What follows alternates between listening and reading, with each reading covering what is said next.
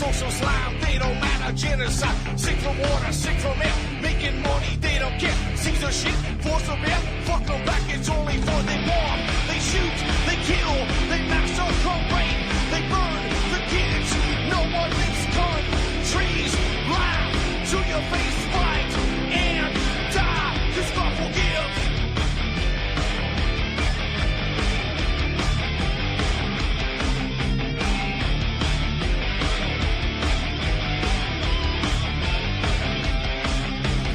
Selling lies and buying time, killing people next in line. Lower classes, social slide, they don't matter, genocide. Sick from water, sick from air, making money, they don't care. See the shit, force a bear, fuck them back, that's only fair. They bomb, they shoot, they kill, they massacre, rape, they burn the kids.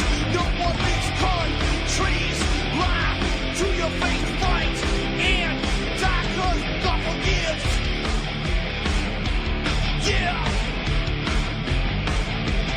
Coming back around again.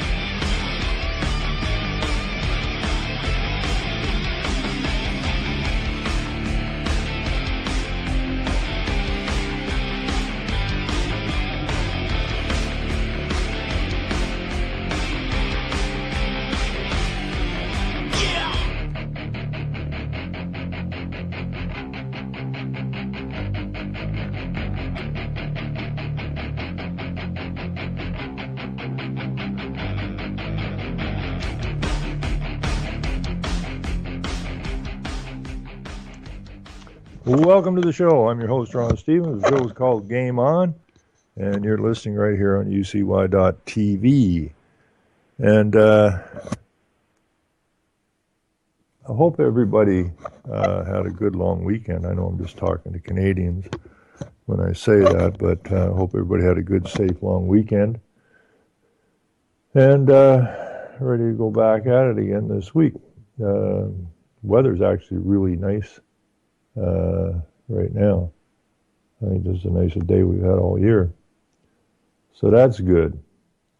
So everybody's into environment. Everybody's into saving the planet. So after the show Sunday, right after the show on Sunday, my wife had this idea. She had some chairs and plastic and stuff set up against the side of the house. So cats like to be outside, so it's there for if it's windy or raining or whatever. So she came up with this idea of building a cat house. We haven't got the red light in front of it. You can't have a cat house without a red light, can you? But so me and my buddy, we went to work, I guess, built what you call a tiny house. And damn great little cat house. It's got siding to match the house on it. So it's got a yellowish siding on it with white corners, nice black shingle roof, 2 doors in it. Would have had time maybe put a skylight in it sometimes. So, well, we even put wheels on it so that my wife could roll it around if she wants to sweep underneath of the thing. So that's what I did after the show. Had a couple of beers and built a tiny house for the pussycats. That's what I did on Sunday after the show. Now, I got a couple of stories here that I'm just going to hit these quick because I mentioned this on Sunday. I think it was a Sunday show, either Saturday or Sunday show. Anyways, a woman with an autistic child. Down here in Ontario, they've backed off all the money, so once they vaccinate the kids get to be 5 years old. What they do is they immediately do the intensive training, intensive therapy, whatever, till the kid's 5, and then they cut them off, which is going to leave a whole lot of parents with a whole lot of autistic children who, to get the same thing, is $50,000 a year, and there's no way they're going to be able to afford it. So this one woman, this one mother, took it upon herself to be the squeaky wheel, if you will, and went after the MPP as wanting to know what's going to happen to her and her child, and they try to blow people off, as do politicians, unless there's something in it for them. And so Melanie Paliangpiang, whose son is autistic, told MPP Bob Delaney's constituency staff she would be handing out pamphlets outside the office. She got a visit from 2 Peel police officers as a result. So now the MPP gets to apologize. Now, what they've done to the parents here is atrocious. I mean, they've got them hammered with vaccines, and a certain number of these kids. I don't believe autism is a regular disease or a regular disability. All you got to do is look at the stats. Okay, it went from basically nothing to a major problem now. So you got to figure out where'd that major problem come from. What's different in the kids, right? Why are the kids getting messed up like this? Well, you can point directly to start with at the vaccines. You can point to the poison water. You can point to the poison food. So any number or combination of those could mess up a kid really bad. Now, and a lot of kids are born autistic, so you have to go back and look at the parents, right? Are they taking their flu shots? Probably. Are they eating poison food? Absolutely. There's poison, everything's poison. So, you know, everything you put in to your body has a reaction. Okay? It's either a good or a negative reaction. Take a pick. So this lady took it upon herself to be a squeaky wheel. And for her efforts, she got the police on her doorstep. Because I guess the MPP, Bob Delaney, felt threatened by a 5'4" woman with an autistic child. Poor Bob. I hope he went to a safe place after the phone call. So this is the problem, what you got. You got the police who police the police. That's the game here in Ontario, and I think you'll find it in most other places. They're legislated in, and then they are allowed really basically to run amok.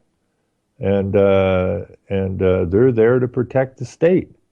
That's the sole purpose of the police. The police are there to protect the state, and the state is the politicians. The state is the corporations that the politicians are doing business with. So you never see you'll never see a policeman on the side of the protesters. Hopefully that's going to start happening soon, because the police have to get their act together and understand they're as threatened as everybody else. Their families are threatened by these lunatics that are running the show right now. So anyway, so the premier, excuse me, if this woman hadn't been a squeaky wheel, if this woman hadn't pushed it, if this woman hadn't said she's coming down to his office and she's going to have pamphlets calling this clown out that's supposed to be her representative, if that hadn't hit the newspaper, nothing would have happened. But because it hit the newspaper, the premier, or the governor of the state, if you're in the States, feels some heat. So she gets a hold of Bob, the premier, who our premier just happens to be a gay Marxist, or a lesbian Marxist, gets a hold of Bob. Says, yo, Bob, what the hell's going on down there? Why'd you call the police? Well, we do that all the time. Well, yeah, but it's in the paper. You're going to have to apologize to this woman now. Otherwise, there'd been no apology. There'd be no need for an apology because it never saw the light of day. If you keep the stories buried, which they do in most cases, no apology required. But somehow this got in the paper, and now the premier feels some heat on her feet. So she gets a hold of Bob, chews Bob out, says, you better apologize to this woman. So So he's been, it says, called onto the carpet by Premier Kathleen Wynne, who herself is meeting with parents of autistic children Tuesday to explain her government's controversial changes to therapy. It's called the middle finger. Did not sound impressed by MPP Bob Delaney. Well, if you hadn't screwed these parents over, I guess, Premier, then Bob wouldn't have had a parent down there chewing on his face, threatening to hang around all day handing out flyers or brochures or whatever. So, a little spin here, a little spin there. So dump it over onto Bob. And the Premier says she's already had a conversation with Bob, the Premier said, of the MPP's decision Friday to call Peel Regional Police on protesting mother Melanie. I can't say her last name. I'm going to the meeting with him later today, and I've asked him to issue an apology, and he had already determined that he was going to reach out to the family to set up a meeting, she said. A little more spin there. Bob had no intentions of apologizing to anybody, but it's good spin. What the hell, eh? You got to be a good liar to be a politician. I know, because I was offered by one of the major parties, the Conservative Party here in Ontario, to run for them as an MPP. And I had to explain to them I couldn't do it because I have no capacity whatsoever to constantly lie, especially when I'm looking somebody in the eye. But the politician, that's what they're bred to do, and that's what they do all the time, and they don't matter because they're amoral people. They don't give a sweet bejesus about anybody. Little spin here and there, and it keeps everything rolling. So he's going to come up with his strategy, says Wynne. He has a strategy. So Bob's going to come in with his strategy around issuing an apology and let me know whether the meeting has been set up. Hours later, Bob delivered a 147-word statement expressing his regret for how Melanie was treated. I want to apologize to Melanie for the visit she received from the Peel Regional Police last week, the veteran Liberal MPP said. I understand the concerns raised by Melanie, and I'm profoundly sorry for the set of circumstances that resulted in Peel Police visiting her home and for the anxiety caused to her and her family, he said. End of apology. Oh, no, it's not. She deserves a full apology, which I offer. It's an offer. As an MPP, I understand how important it is to listen to the concerns of my constituents. No, you don't, Bob. If you knew how important it was to listen to your constituents, you wouldn't have phoned the stupid police, would you, Bob? I got about as much use for politicians as I do for scientists. None. None, none, none, none, none. Yeah, so anyways, that's, she says, Melanie says, I know my voice was strong. I know I'm aggressive. I know I was really persistent, but I think that was the only way I could be heard. Bingo, Melanie. Now, the reason I read this today is because this is a very important message to everyone. There's a 5'4" woman with an autistic child who says, this is garbage what's going on. Now, she didn't go down and say, the first time she called and the guy Bob would have said something, well, I understand, Melanie, and we'll do what we can. I don't know what we can do, but, we understand your family's having trouble now because of our actions, and I'll do my best. And that's what they do. They blow people off. And but Melanie ain't got a kind of person. She kept at them and at them and at them and at them. And then threatened them to stand outside and hand out brochures. And that's the squeaky wheel gets the grease. Now, she didn't get anything, but she did get some attention to the problem. She did call out the Premier, and she did call out the MPP, and put both their feet to the fire, okay? And that is the important part of this.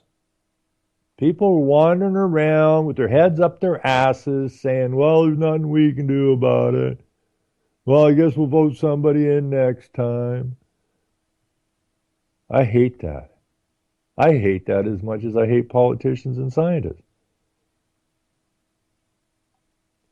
The responsibility lays with the people, period.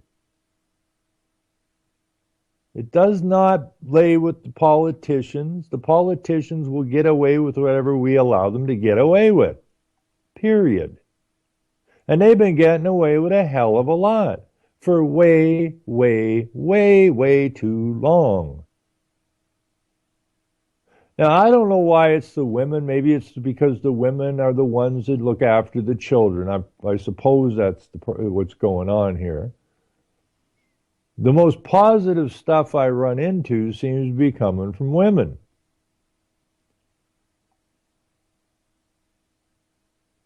I don't read stories about guys you go into the premier or the governor's office and laying it on the frickin' line to them.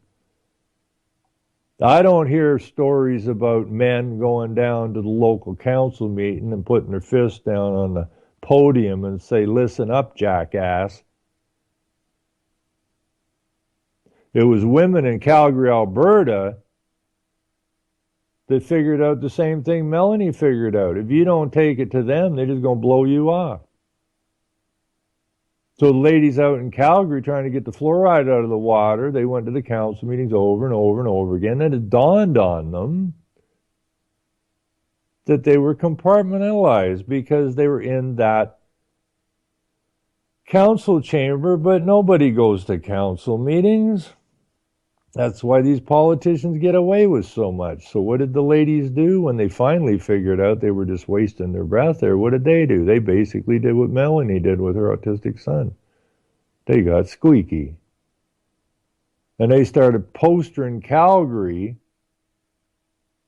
with the faces and the names of those in the council and telling the people that those people were poisoning their children. And here's their home phone number. Call them. And then they took the fluoride out of the water. But if it hadn't done that, that fluoride would still be in the water. Plain and simple. You got to get active and have fun at it while you're doing it. That's the important part as well. So that to me is a very, very positive story. And all stories should end like that. Take it to them, stick it in their face, and make them deal with it. There's another story here that is this is a sad story because these people here are going to be on the hook if they're going to try and continue this intensive development strategy or whatever they're doing with the kids. The cost is like $50,000 a year. Well, wait a minute. So you've really messed up this family. Now, there's all kinds of money laying around. There's no shortage of money.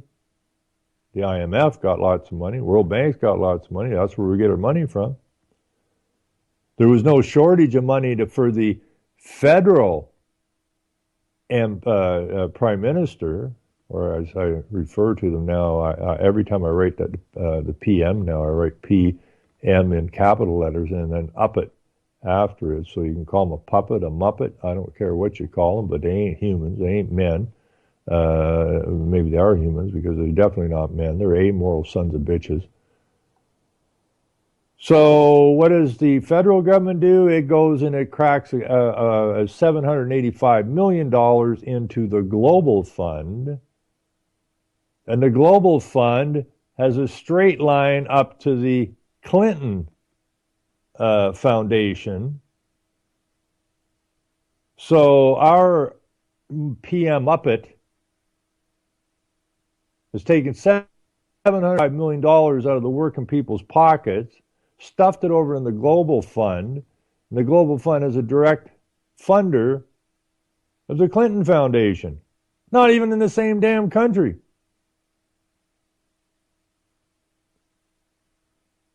But you can't look after this autistic kid. And we put up with this garbage? This is pathetic. But people are getting angry. People are waking up. And we got some kicking ass to do around here before this is over, because we're going to win this. I got another story which is very sad and very positive at the same time. So we'll find the sad part of the story, and we'll go find the positive part of the story. The positive part of this story, sad part of this story is, if you're Canadian, you probably heard of Gord Downie. He's the lead singer for Tragically Hip. They've been around for a very long time, won a lot of awards. Some of their music I like, some of their music I ain't too fussy on, but that's me. But they have a very good, good following, and they've produced some really good music, I guess, over the years. They've been around since the 80s and still going. And so Gord Downie lives in Kingston, Ontario, which if you listen to this radio show, you know that's where Chris/Duck is from. And he has been given the news that he has, I think he's 52 years old, maybe, somewhere like that. And 52 years old. And he has been given the news that he has terminal brain cancer. And he's the lead singer, always has been, one of the original band members. And so he's been, I'll just go through this. Gord Downie is the last one one expects to go gently into that good night. It did thus come after some comfort after the shock, sadness, and bewilderment affecting an entire nation's worth of rock and roll fans. Tuesday to hear that Tragically Hip will hit the road again this summer in defiance of their lead singer's terminal brain cancer diagnosis. The thought of a Canada without Downie in the hip, and really there can be no Tragically Hip without Gord Downie, is too much to bear. But at least this way, Canada gets to thank the band for the music one last time before the inconceivable inevitable. Now, this is written really pathetically, but the fact of the matter is that Downie has brain cancer, and according to the doctors, it's terminal. It's apparently the same brain cancer that took out Ted Kennedy. Again, this begs the question. I had a cousin go down with brain cancer at the age of, 50, I guess. And you say, well, this isn't normal, right?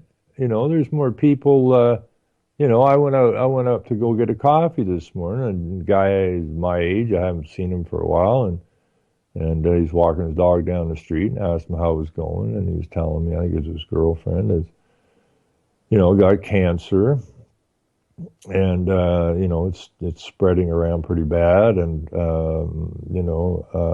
there's way too much of this crap going on. You have to ask yourself the same thing as with the autistic children. What the hell is going on here? Is it the brain? Is it the cell phones cooking brains? Is it the vaccines? Is it just all the poisons we consume on a daily basis? What is it?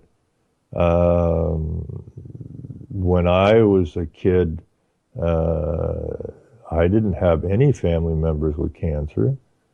I didn't have any autistic cousins. I didn't have anybody, going down at that age. My family lived long, worked hard, and were healthy, as was everybody else around. This was not normal. Now it seems to be normal. Autistic children has been normalized. Brain cancer and all the other cancers have been normalized. Okay? And it's just a fact of life now. Well, it shouldn't be a fact of life. And I point my finger, basically, a lot of it, at the medical profession, the pharmaceuticals, the vaccines, and the food.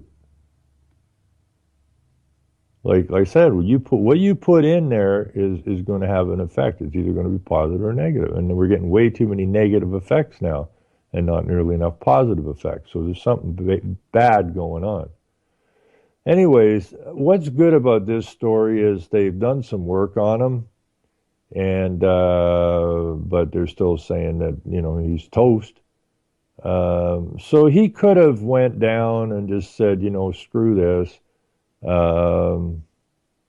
And they've determined that at this stage anyways, he can still perform and still sing and all this kind of stuff. And they're going to go on tour. I guess they have a new album and a new CD. And so they're gonna hit the road, Jack, and hopefully they make it through the tour. Now, there's a lot of positive to come out of these things, and we should be angry as hell. That's the positive part. Anger is a gift. If you don't know how to get angry, then we're toast. They can do whatever the hell they want with us. Well, not much we can do about it. That just kills me. That really bugs the hell out of me. Not much we can do about it. Well, there ain't much you can do about it. What the hell are we going to do about it? Well, them politicians and stuff, what are you going to do about it? There's 34 million people in this country. I think there's 300 and some odd federal MPs in this country at the federal level. I think that's all there is, 300 and some. And I could be wrong on that, but I think that's where it is, 3 something. And so these federal politicians who are all in the back pocket of the corporations and the psychopaths who are running the banking and the lawyering and everything else, and have all got their head up the ass of the United Nations, which was created by the bankers and the lawyers and the globalists. We're allowing those few people to destroy our lives and the future of our children and grandchildren. Well, not much we can do about it. I guess that's the zombie class, eh? So anyways, Downey is... he's been cleared to tour by his physicians. The tumor found in his left temporal lobe has been greatly reduced in size through radiation chemotherapy since it was diagnosed in December. This gives him a significantly higher chance for long-term survival, said Perry, but unfortunately, one day it will come back. There is no chance of a full recovery.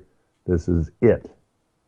No wonder Canada is in shock. Well, Canada is a corporation, so I don't know what they're talking about. The corporation's in shock? Are they going to lose some tax money? I don't know what the hell corporations in shock about, but apparently it is.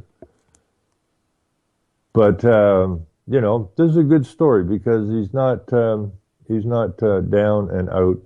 He's getting up and he's going to go do the tour, and hopefully he gets through the tour, and hopefully lives to be 900 years old.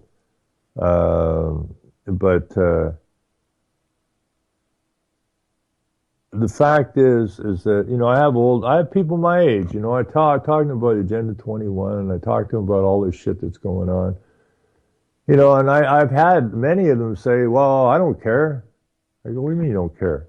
Well, by the time they get all this in place, I'll be dead and buried. This attitude has to change. It really, really has to change. That's a badass attitude, man. That's a zombie attitude. That's a Walking Dead. I remember talking to some older women, and I don't know what they would have been, late 70s. And we got talking about some stuff, and I told them they had a responsibility to the forefathers and the children and grandchildren and stuff, and they looked kind of shocked, and they said to me, so, we're supposed to do something? Bingo. Yeah, you're supposed to do something. You're supposed to be doing something until you draw your last freaking breath. And that's what, it's a sad story about Downey, but at the same time, it's an extremely positive story, okay? He ain't down yet, and he ain't laying down. Same as Melanie with her autistic son. She ain't laying down neither. Now, if we had more people that understood that, we could get something done. There's power in numbers. Yes, that's the answer to grasshoppers. But there's power in numbers. And we outnumber these clowns big time. So we need positive people who can stand up and quit backing up every time they get shoved backwards. And then we can turn this thing around. We can turn it around. Now, there's a story here out of Alberta that, let's see if I can get this. Let's see here if I can catch that first story here.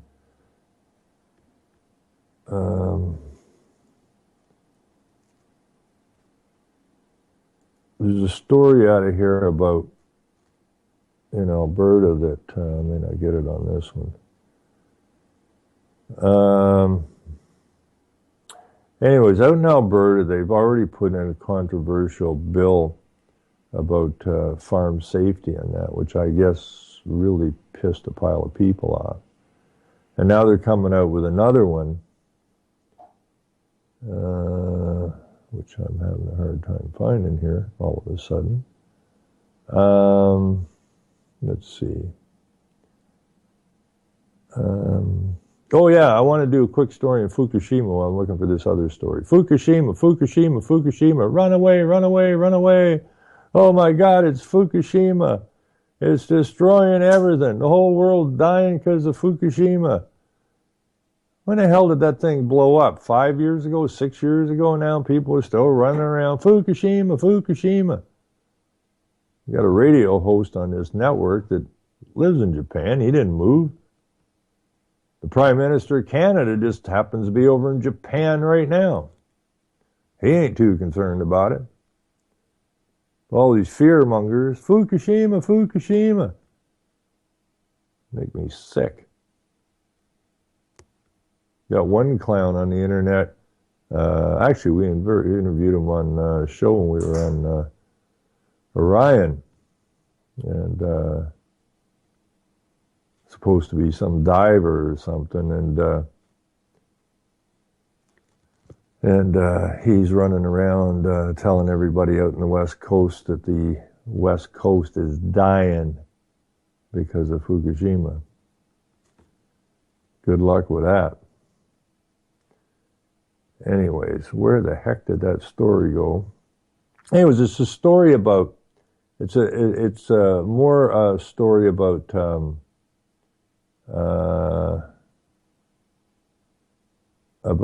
farm safety. Well, it's pretty simple about farm safety, isn't it? Farm's a job, just like everything else. You know, put in your stuff for your workers' compensation and that. So if somebody gets hurt in that, it's like any other freaking job. But that's not what they're up to, and I don't think a lot of the people understand what they're up to.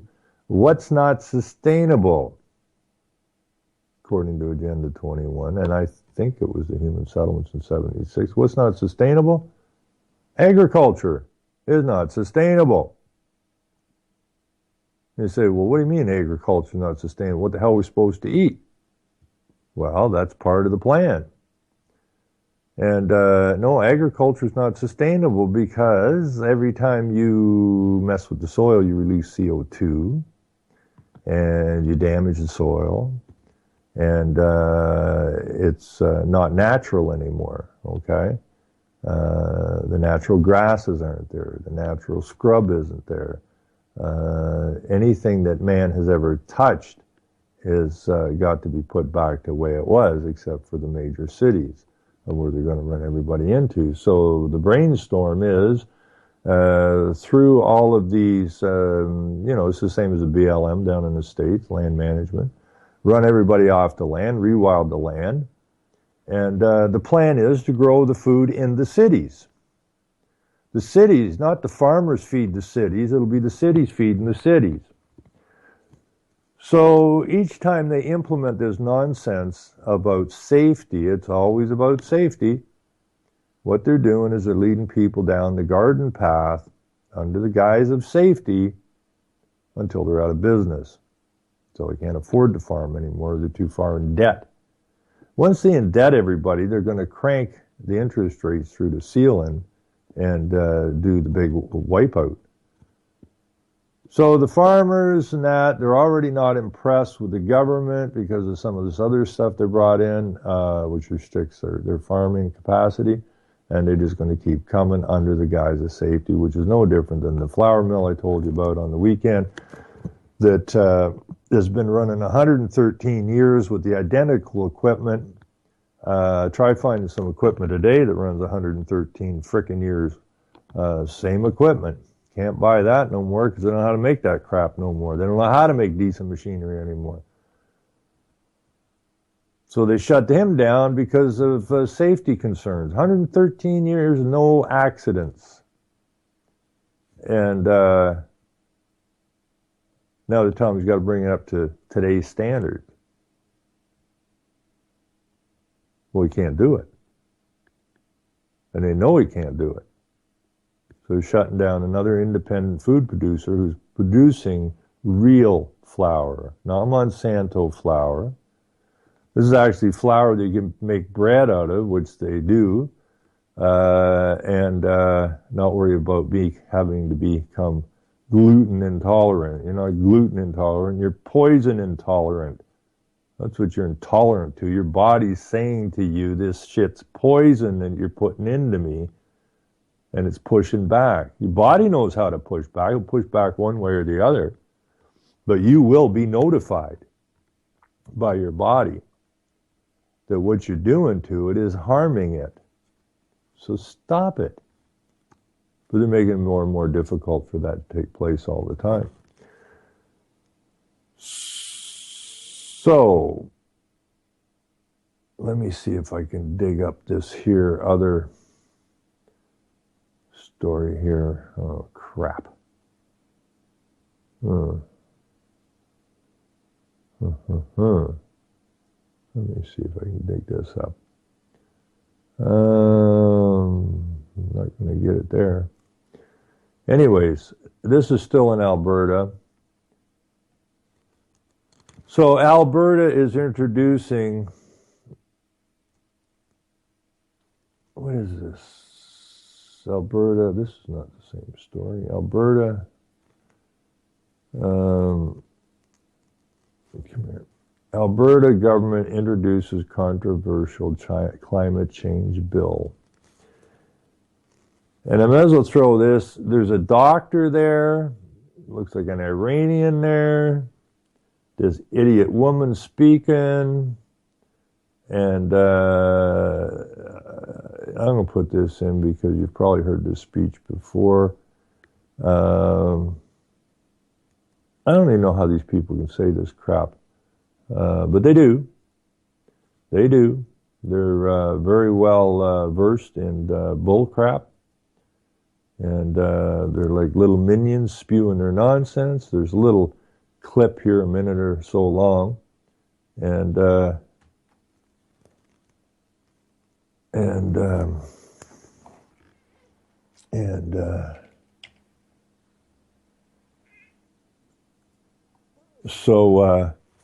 but anyways, this climate change bill is, it's the first time the government has put a figure on such indirect costs of the new levy, which will increase the price of transportation, heating fuels for most Albertans starting in January. So on the one hand, they're giving in the one hand and taking away from the other hand, the same old thing, redistribution of wealth. And they tell you that it will be, they're going to pull billions of dollars, of which they're going to use to shut the coal plants down because, of course, everybody's dropping dead because of the coal plants. We've been through that in Ontario. All they had to do, and I mean, the statistics are so stupid. Here in Ontario, 1,600 people every year. I was 1,612 some ridiculous number, every year die as a direct result from the coal plants. Well, like I said then, a long time ago, show me a death certificate that says cause of death coal plant inhalation. They don't exist. The numbers don't exist. They make up data in order to push their agenda. And the agenda is not coming from here. So anyways, they're going to shut down the coal plants. All they had to do is do what they could have done here in Ontario, is put the scrubbers on the coal plants, and that kills the pollution part of it.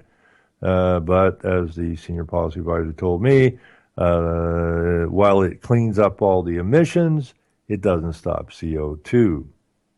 And this is what they're after, CO2, because that's what you exhale, and that makes you the problem to the earth. So now they're going to tax you on it.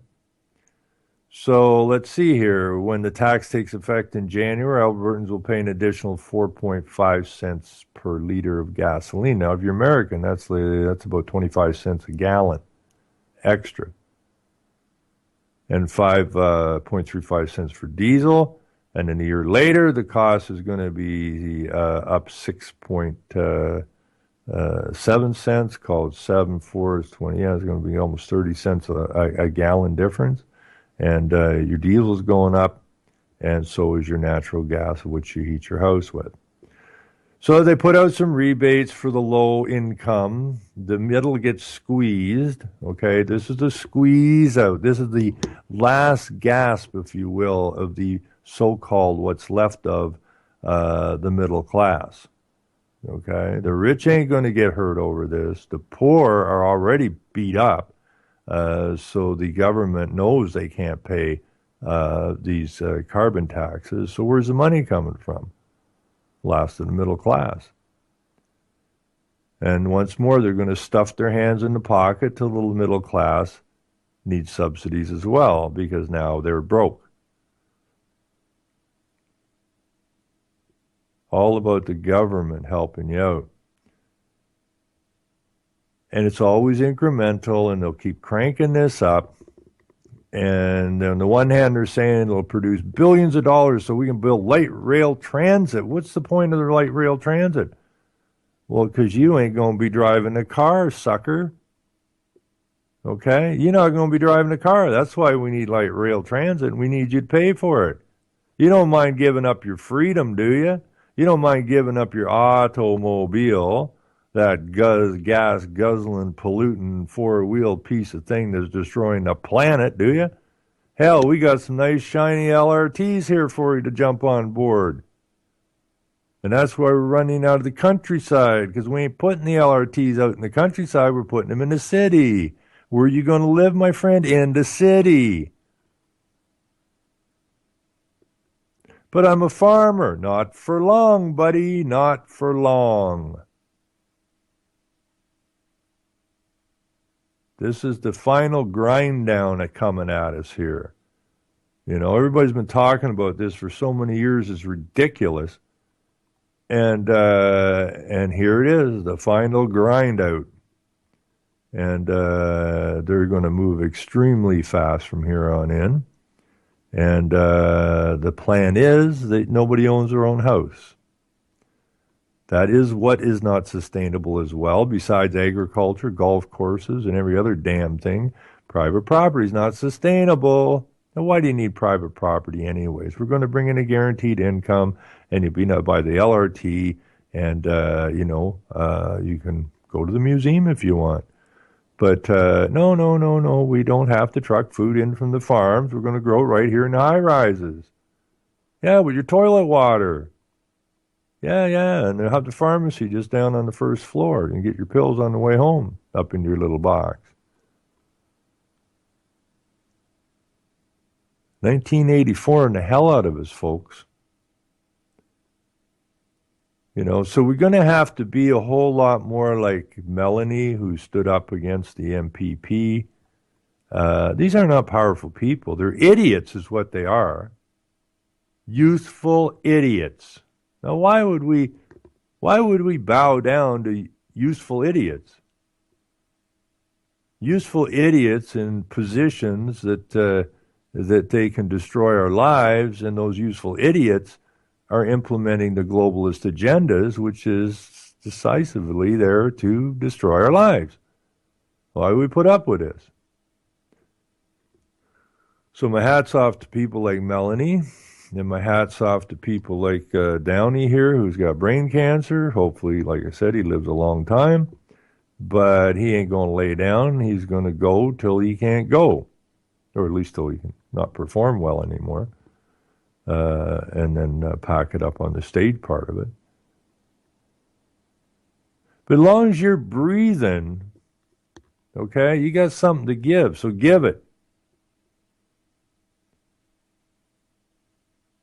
It's time. That's what it is. What are you going to do with the time? You only get so much time. So what are you going to do with this time that you got? Watch a hockey game? A corporate, in-your-face advertising, corporate pile of goons? And I say that. I used to be a huge sports fan. I love sports. These aren't sports. Okay? It's a place to apply their messages to you, to indoctrinate you, to brainwash you with what looks like sports. Looks like sports. Everything is corporate controlled, bank controlled, lawyer controlled. And all your politicians are useful idiots. Your scientists are useful idiots. Your professors are useful idiots. The teachers are useful idiots. But even if you add all of them up, they're still extremely few in comparison to the rest of us. No reason we can't teach kids, and there's no reason we can't be healthy. There's no reason everybody can't own a home. I mean, if I was running the show here, every natural born on these lands would be immediately upon the day they are born, would be deeded some land. Not this phony land that we got now, which is just a piece of paper. A concept, an abstract concept. I'm talking about real terra firma, real land. We don't own any land. Everybody's out there paying mortgages, trying to keep a roof over their head, and they don't own anything. Property is not land. Property is an abstract concept. The state owns all the land. The people own nothing. You want a strong country? Deed the land to the people. Then have somebody come and try to take it away. Just try it then. Be a whole different ball game. Be nobody getting shoved off their land because you own it when you're born. Yours, free and clear, as it should be. Who made these states God? Certainly wasn't me, and it wasn't God.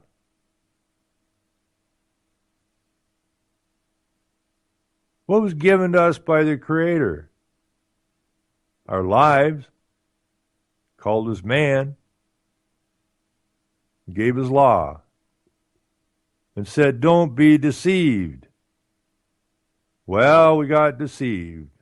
We got turned from man into humans, which is color of. We were given a legal system, which is color of. We were deceived. And we had what was given to us, dominion over the lands and the fishes and the seas and the trees and every other damn thing, and we were deceived, and it was all stolen from us when we were turned into humans, which are cattle, chattel, and we're surety for all the debt of these criminals. These criminals are out here blowing stuff off like there's no tomorrow, and who's left holding the bag? The people. Surety for the debt. We hand them a blank credit card saying, yeah, spend wherever the hell you want, wherever you want. Don't forget to screw us over every chance you get.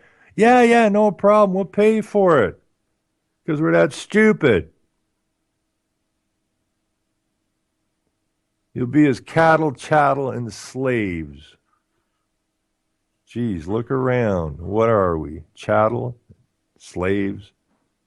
We certainly aren't men, and we certainly ain't living in law. We've been turned into a color of. We've been diminished.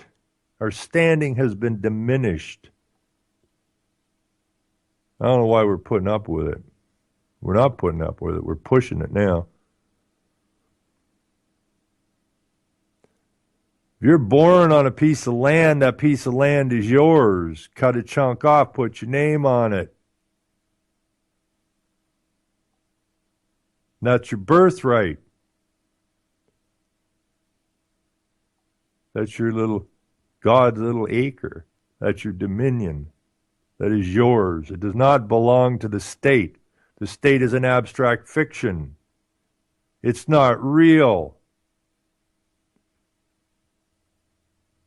We got to get back to reality. We got to get back to real law. And we're going to push these clowns aside. Otherwise, nothing's going to change. It's just going to get worse. And the genocide will just pick up pace.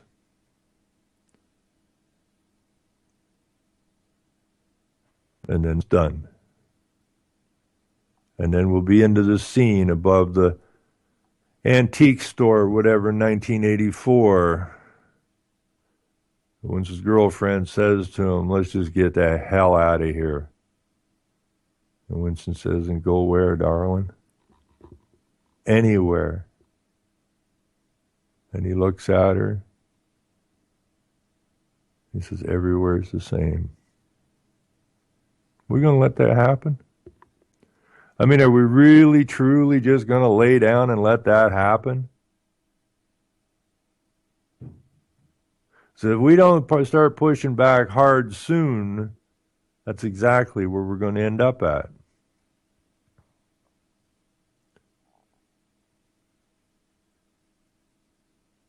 This isn't a TV program.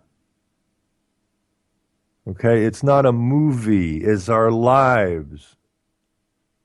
It's the lives of your children and grandchildren and their children. And what we do now is what they will have later. And if we allow these psychopaths, these sociopaths to get their plan to fruition, we're caged. We are caged. This big, beautiful planet that we live on will become a cage. Because, of course, we're animals. We're humans. Humans are animals. So they have every right to cage us because they have dominion over the animals. God gave man dominion.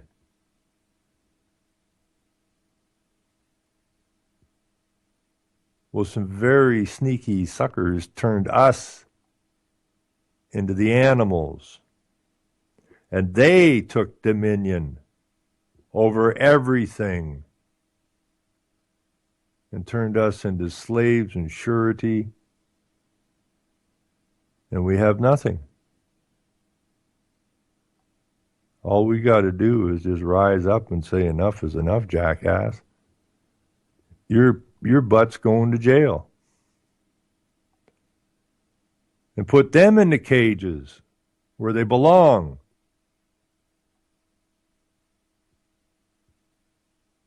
Men generally are good.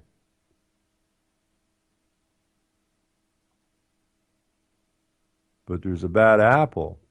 There's a few bad apples. And they're wrecking the whole situation, so we got to pluck them out. Set them aside. We will win this thing. I have no doubt in my mind we will win this thing. Come hell or high water. We're supposed to win it. The only reason we won't win it is we won't go and win it.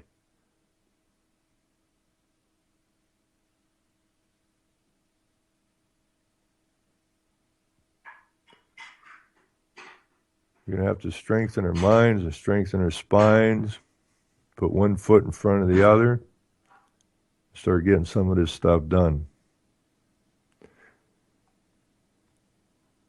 Everybody has a responsibility to each other. It's what the neighborhood's about. We don't need police in our neighborhoods. We need neighbors in our neighborhoods. We don't need social workers in our neighborhoods. We need neighbors in our neighborhood. And so on and so forth. The teachers are in the neighborhood. The neighborhood is where you live. And they've tore one neighborhood apart after the other, instituting the same templates across the board, broadcast out on the news media that this is the way of the future, this is a good thing.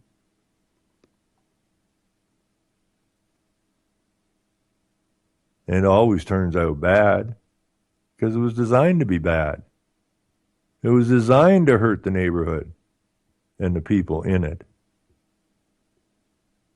And people got to quit accepting all this propaganda that comes at them as a good thing. Oh, they care. No, they don't. They don't care one little bit about you or your family. You're just animals. You're just animals. What did Prince Philip said? When he comes back, he wants to come back as a deadly virus. What for? To cull the population. To cull the human population. The animals. There's too many of you. You're interfering with the other animal populations, the deer, and the moose, and the beavers, and the turtles. There's too many of you humans. So it's just like wildlife management is all that's going on here. It's wildlife management.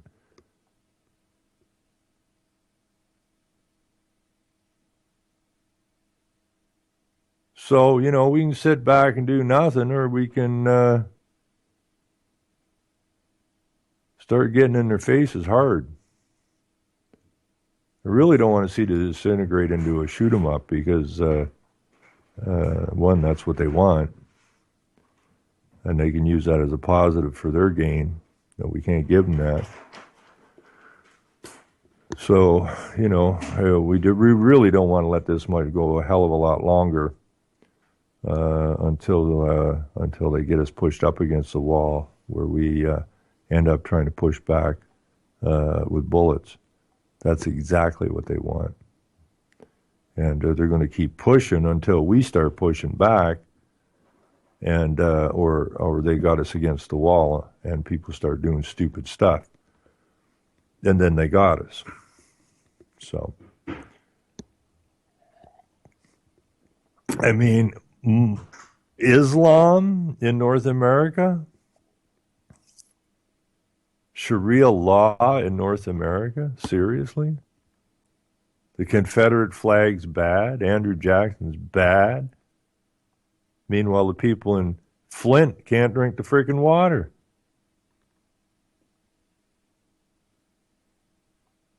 We gotta get on top of this pretty quick. Anyways. And to Road Dog, before I get off the air here, I certainly hope, my friend, you get your new Toyota. And I hear music. Everybody have a great night. We're back here Thursday night, 7 to 8 o'clock. Everybody take care. I'm off. Selling lies and buying time, killing people next in line. Lower classes, social slime, they don't matter. Genocide, sick from water, sick from air. Making money, they don't care. Caesar shit, force of air, fuck